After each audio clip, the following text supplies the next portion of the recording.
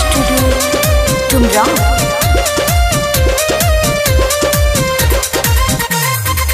काहे खाती देला केहू तोस मोरे राजा के देव तो लो माने लालो पौस मोरे राजा के। काहे खाती देला केहू तोस मोरे राजा के देव तो लो माने लालो पौस मोरे राजा के। फूल से लहिया पिया संगिया हो पिया संगिया हो जग में न जोड़ा मोरा जोगिया के लोगा काहे कोहे लायोड़ा बनिया हो।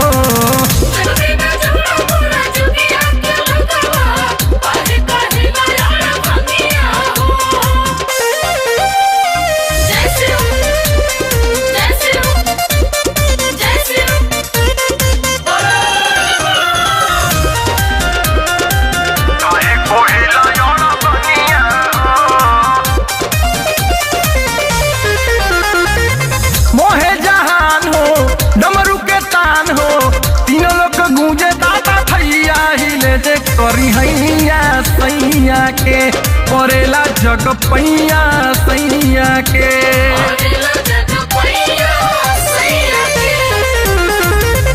मोहे जहान हो डमरू के तान हो तीनों लोग गूंजे दादा थैया हिले जे करी हैया सैया के करेला जग पैया सैया के।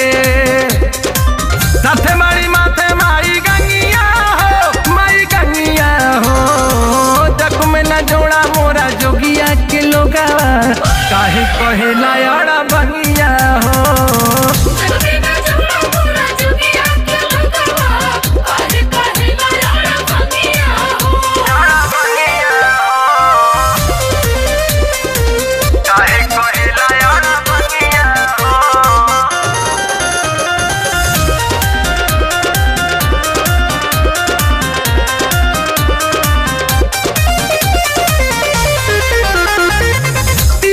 खास हो हमें मोर सास हो चरण शोक जे पखारी कथा उपकारी हवे हो भोला जी त्रिपुरारी हवे हो।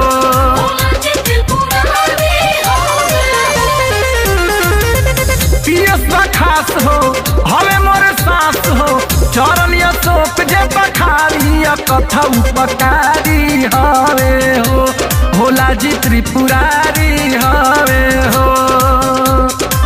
तनी मतवाला के हठंगिया हो अरे ढंगिया हो जग में न जोड़ा मोरा जोगिया के लोगावा काहे कोहे लायड़ा बंगिया हो।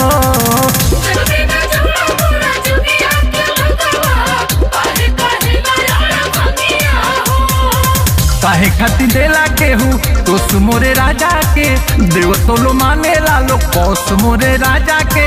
फूल से लहिया पिया संगिया हो